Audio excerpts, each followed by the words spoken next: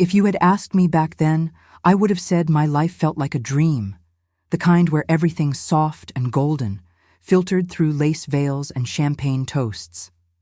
I was engaged to James, this charming, attentive man who knew exactly how I took my tea and kissed my forehead like it meant something. Our wedding was shaping up to be a real-life fairy tale. Friends were thrilled, family buzzing with excitement. And me? I was floating through it all, convinced I'd finally found that elusive thing, real, lasting love. Victoria, my stepmother, was in everything.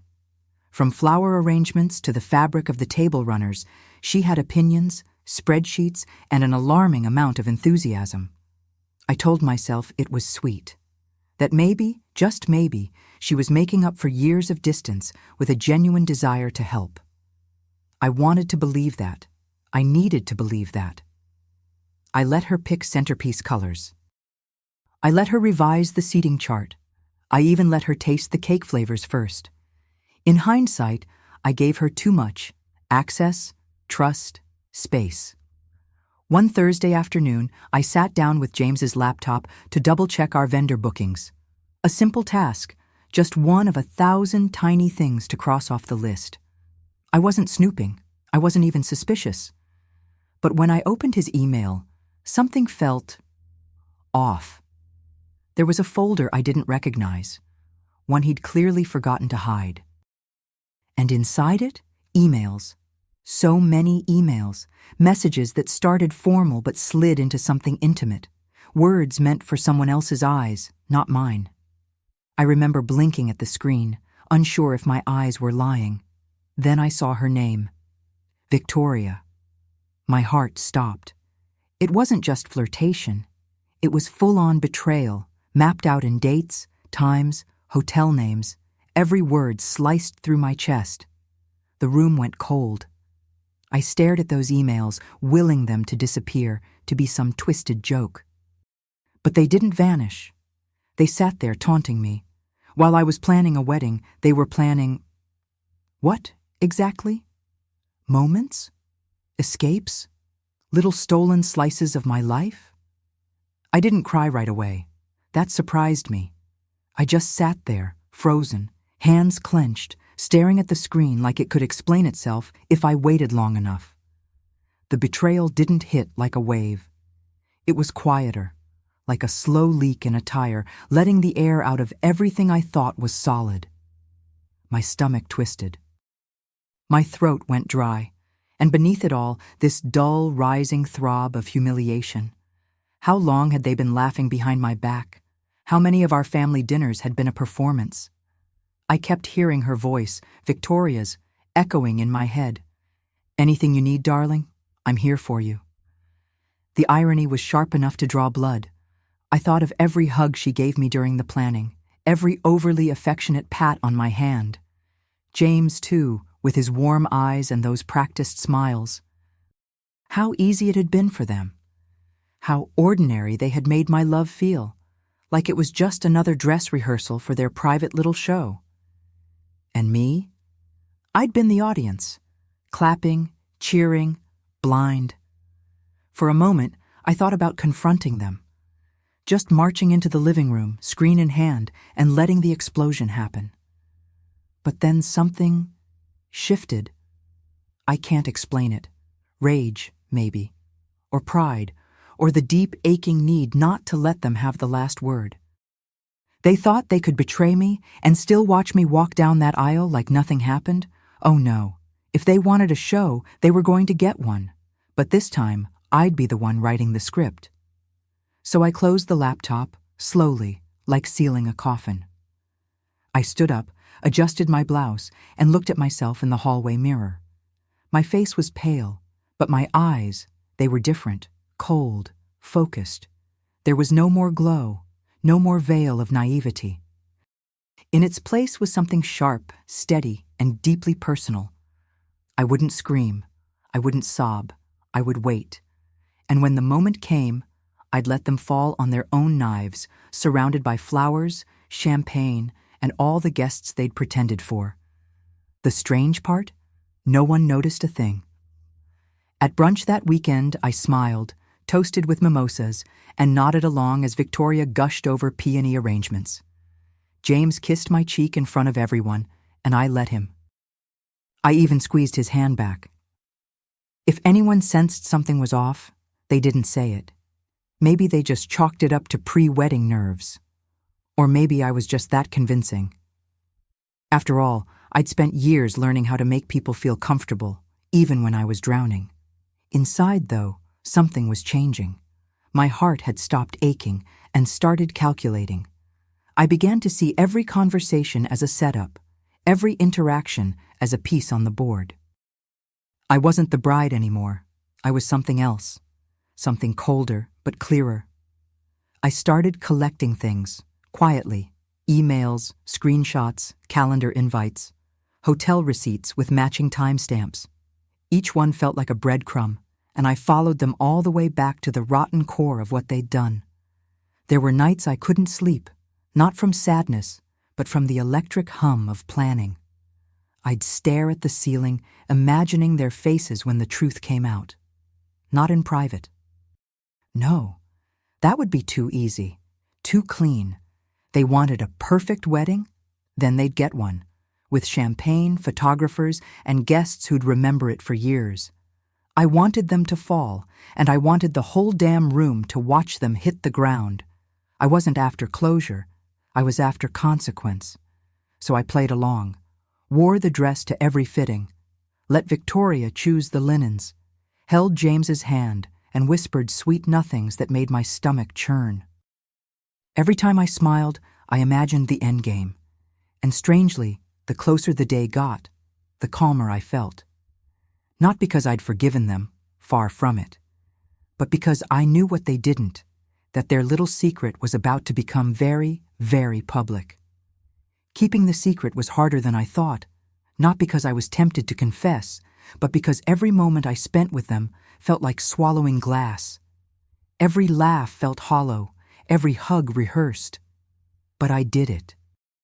I became exactly who they needed me to be, the glowing bride-to-be. Sweet, organized, just a little overwhelmed, the perfect decoy.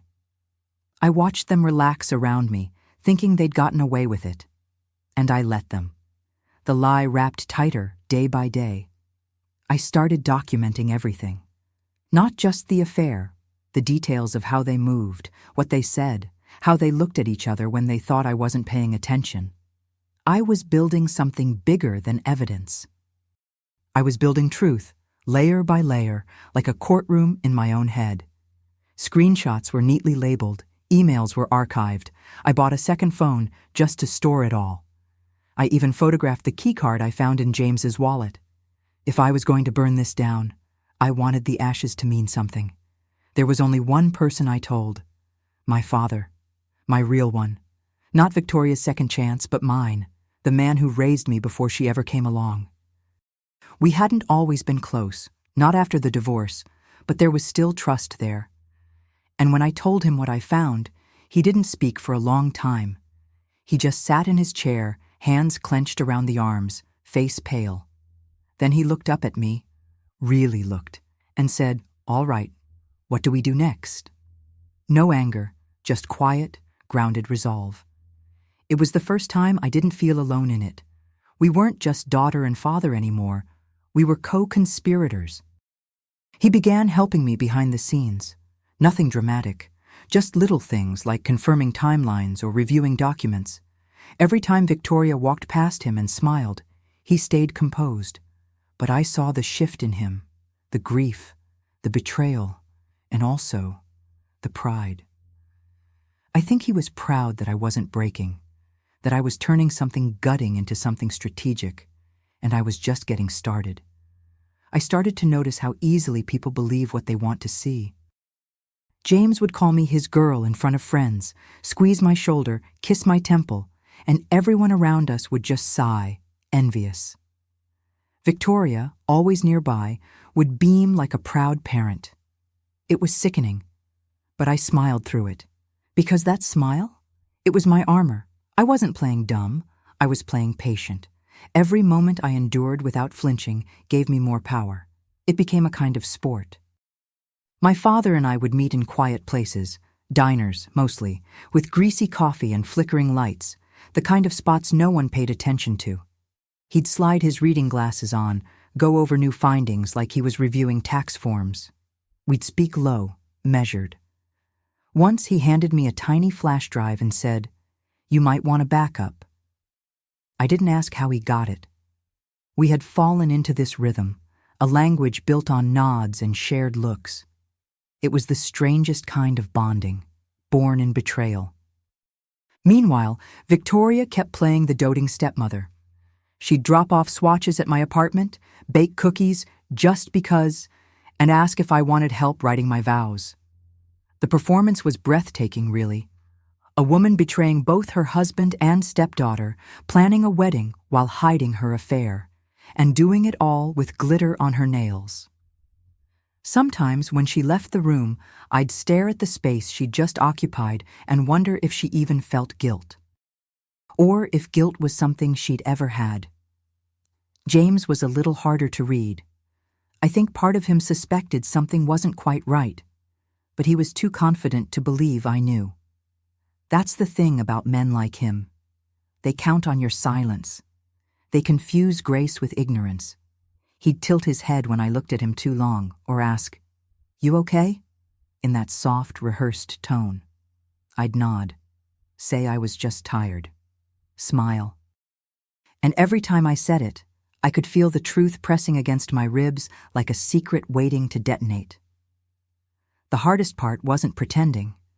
It was staying calm when I wanted to scream. There were moments I'd stand in the shower just to cry without making a sound. Not because I missed James. Not really. What I mourned was the version of myself who believed in him, in them, the girl who thought love meant safety. That trust was something you could hand over like a gift, and it would be protected. That girl was gone now, and in her place I was becoming something sharper, smarter, unapologetically aware. Some nights I'd reread the emails just to remind myself why I was doing this, not to torture myself, but to stay focused. I'd watch how they spoke to each other, the inside jokes, the little names, how easily they justified it all. That's what got me. The way they talked about me, like I was an obstacle, a delay, as if I were the one intruding on their love story, and every time I read it, I felt the flame inside me reignite, not out of sadness, but clarity. They chose this, and I would too. I started writing a speech. Just a draft. Lines came to me in the middle of the night, or when I was in line at the grocery store. Before I say I do, there's something I'd like to share. I'd mouth it quietly, imagining the stunned silence that would follow. It felt dangerous, electric, but right. Not because I needed revenge, but because I needed truth. Exposed, in the light, where it could finally breathe. It wasn't about breaking the wedding. It was about reclaiming the stage they tried to steal from me. I kept my dress fittings. I let people toast to my happiness. I even picked the first dance song. And the whole time, I knew what was coming. What they didn't know, what they couldn't even begin to guess, was that the wedding wasn't the climax of their story. It was the beginning of mine. The morning of the wedding felt oddly peaceful. There was a stillness in the air, like the world was holding its breath. My makeup artist kept saying how calm I seemed, like I was already glowing from the inside out. I nodded, sipped my coffee, and smiled into the mirror. What she didn't know was that beneath the lace and gloss and soft curls, I was more alert than I'd ever been in my life. Every breath was measured, every movement intentional. I wasn't nervous. I was ready. The venue looked exactly how I'd pictured it. Maybe even better. Ivory roses curled up the archway. Strings of lights blinked softly over rows of white chairs, and the sound of soft jazz drifted through the courtyard. Guests were arriving with wide eyes and hopeful grins, snapping photos and gushing about how perfect everything was. And it was perfect, just not in the way they thought. They were all here for a wedding. What they were about to witness was something entirely different. James was already there when I arrived. He looked polished, confident, like a man stepping into his future with no idea the ground beneath him was about to crack wide open. Victoria floated through the venue, greeting guests like she was mother of the bride royalty. Watching them was surreal. It was like seeing actors in a play I'd rewritten. Only they didn't have the new script. My father stood quietly at the back, hands in his pockets, eyes scanning the room. When we locked eyes, he gave me the smallest nod. Showtime. As they guided me toward the hallway where I'd wait before the aisle, I let myself take one last breath. Not out of fear, but release. This wasn't about revenge anymore. It wasn't about hurting them. It was about ending the lie they had built on top of my love, with dignity, on my terms. The coordinator whispered, "Ready?" And I smiled. My heart didn't race. My palms didn't sweat. All I felt was certainty. I reached for my bouquet, stepped into position, and thought, let's begin. As the music started, I could feel dozens of eyes turning toward me. But I didn't rush. I walked down that aisle like it belonged to me, like I had built every stone beneath my feet. People smiled. A few guests teared up. James's jaw tightened when he saw me, but he smiled too. That same familiar smile he'd given me during Sunday brunches, lazy mornings, stolen kisses. And I smiled back. But not for him. It was for the part of me that survived him. I could see it then. The way his posture stiffened. The subtle flicker in Victoria's expression. Something in my face must have said too much. I didn't care. I held my bouquet like a weapon and walked slowly, savoring the moment. Each step was a countdown. By the time I reached the altar, my heart was steady, my breath easy. James reached out for my hands, and I let him take them. Just for a second. Just long enough to let him think everything was exactly as it should be. The officiant began speaking. The usual pleasantries, the welcome, the laughter. My ears barely registered the words. I was listening for something else. The rhythm of the room, the anticipation under the surface. I caught Victoria's eye, just once. She smiled, wide, warm, rehearsed. I tilted my head slightly. She didn't notice the message behind it. No one did, except maybe my father. I could feel his presence like a pulse behind me, solid and waiting. Then it was my turn to speak. The officiant turned to me, asking if I was ready for my vows.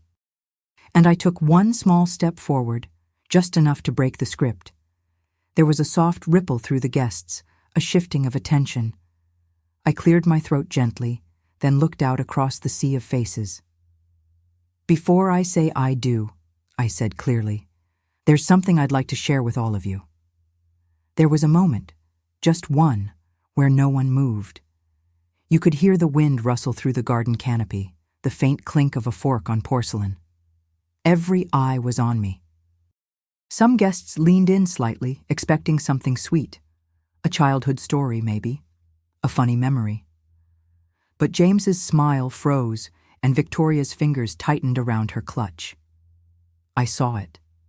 The shift, the sudden electric awareness that something was wrong. And oh, how quietly satisfying that was. I turned slowly, facing the crowd instead of him. My voice didn't shake. I've spent months preparing for today, I began.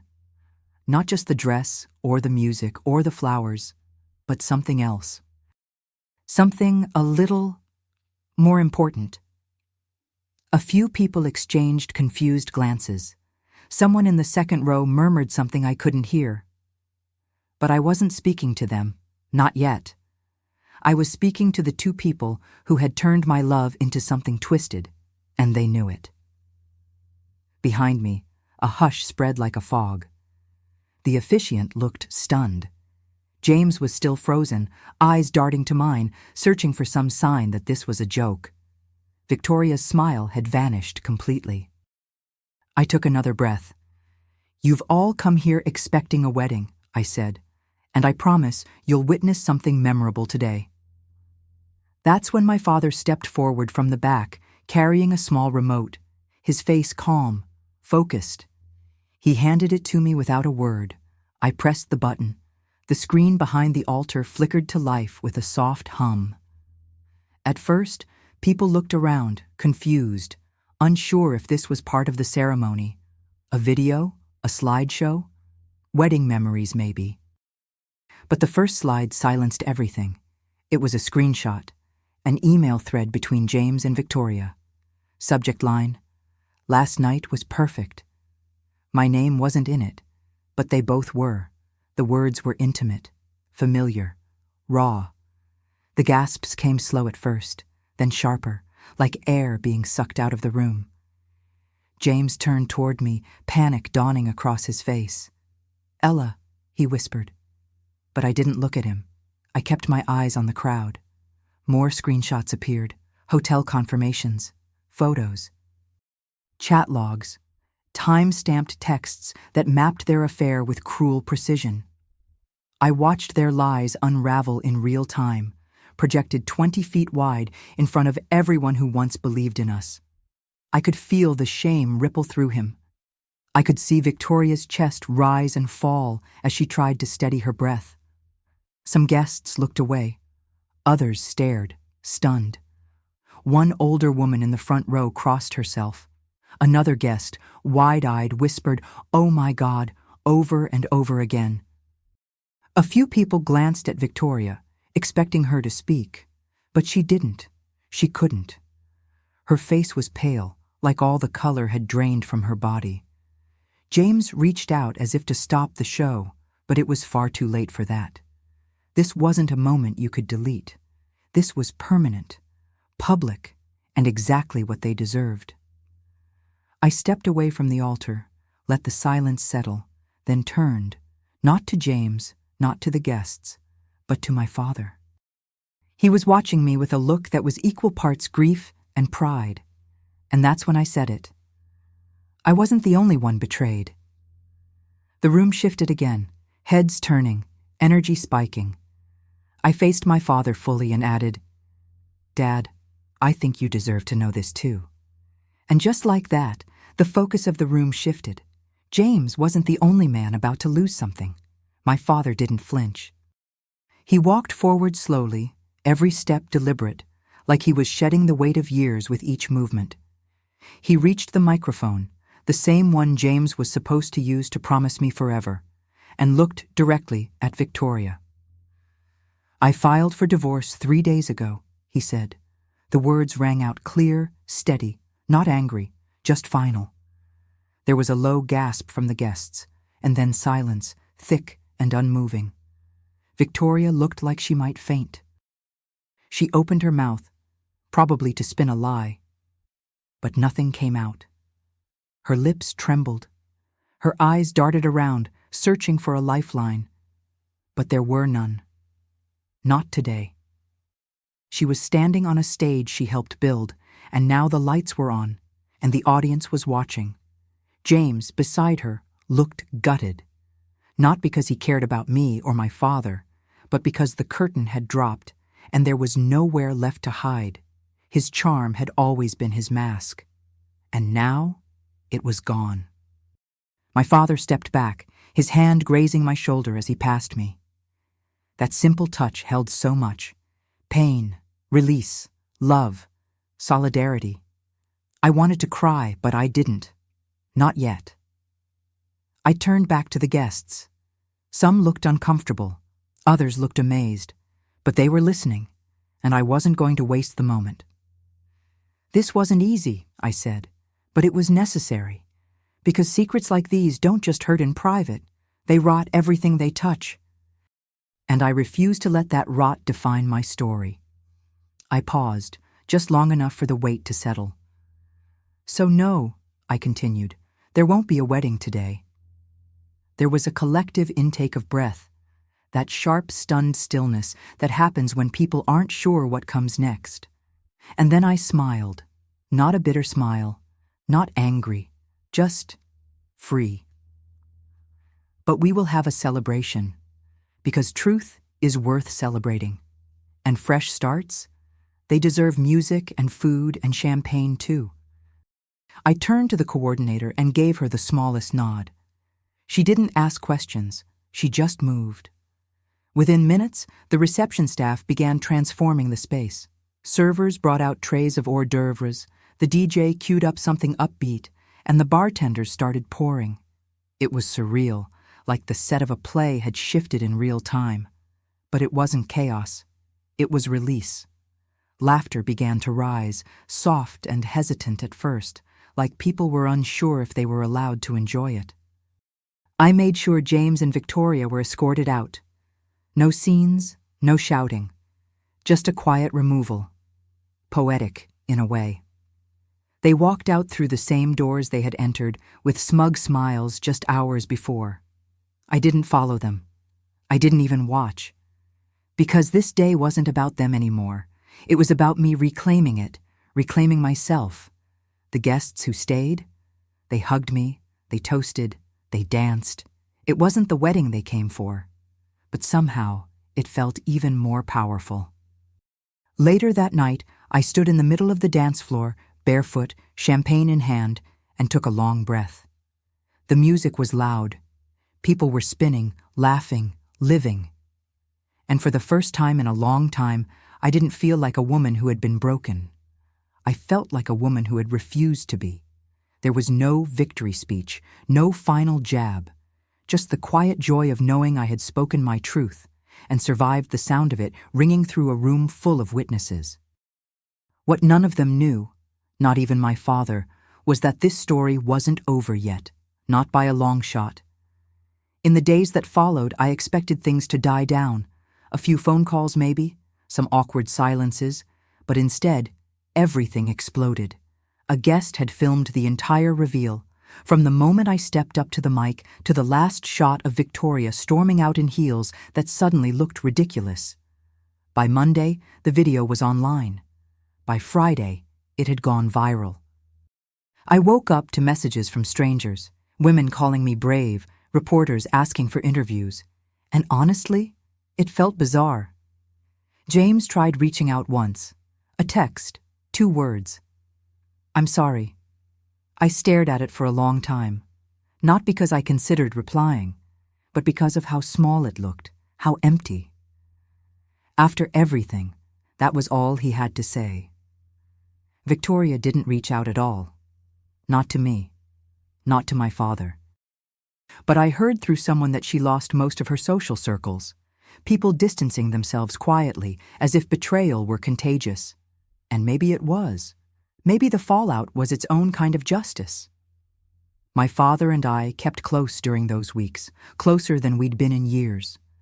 We'd talk late into the night about everything and nothing. He told me once over whiskey that seeing me stand on that altar was the proudest moment of his life. You didn't just protect yourself, he said. You made something true in front of everyone. I didn't cry when he said it, but it sat with me for days. Like a warm coat I hadn't realized I needed. And for the first time in a long time, I felt seen, fully. I started writing. At first, just journal entries, then longer essays, a blog.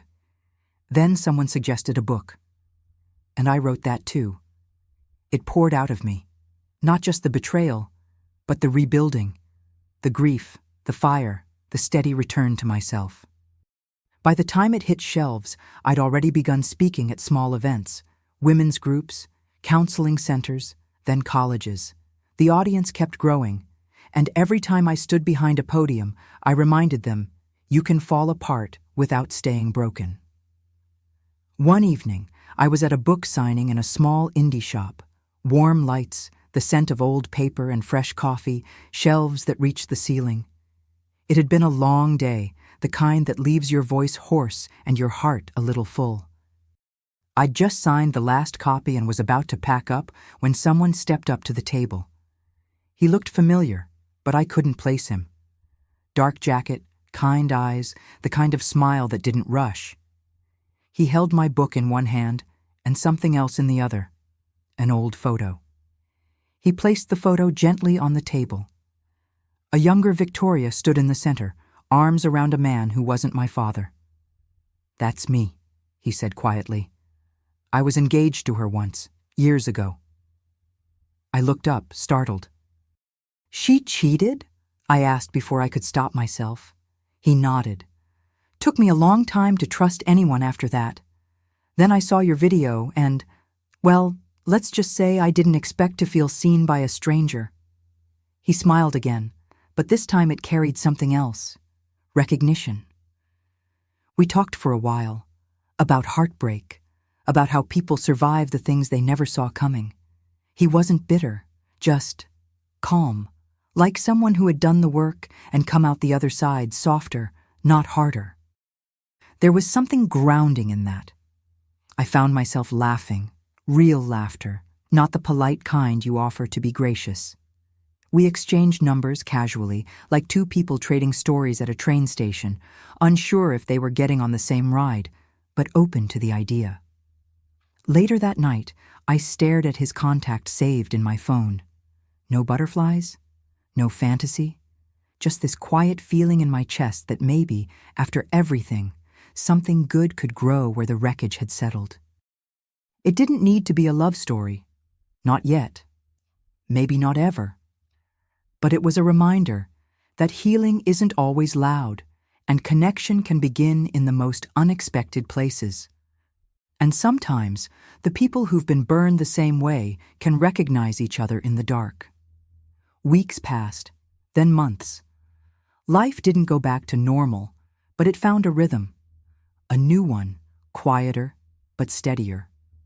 I moved into a smaller place with sun-drenched windows and creaky floors that made it feel lived in.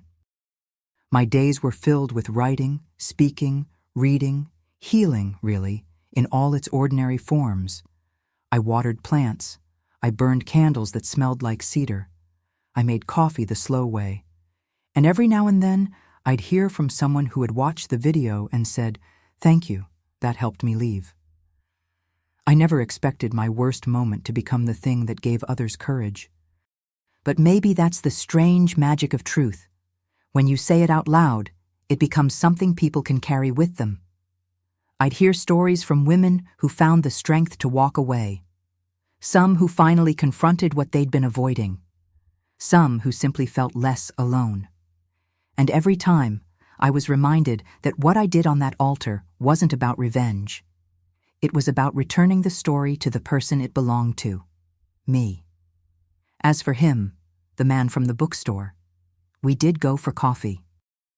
Just once at first, then again, nothing dramatic, no cinematic declarations or sweeping romance, just two people learning how to speak without flinching. Sometimes we walk along the lake. Sometimes we talk about everything but the past. There's something freeing in that. No expectations, no performance, just presence.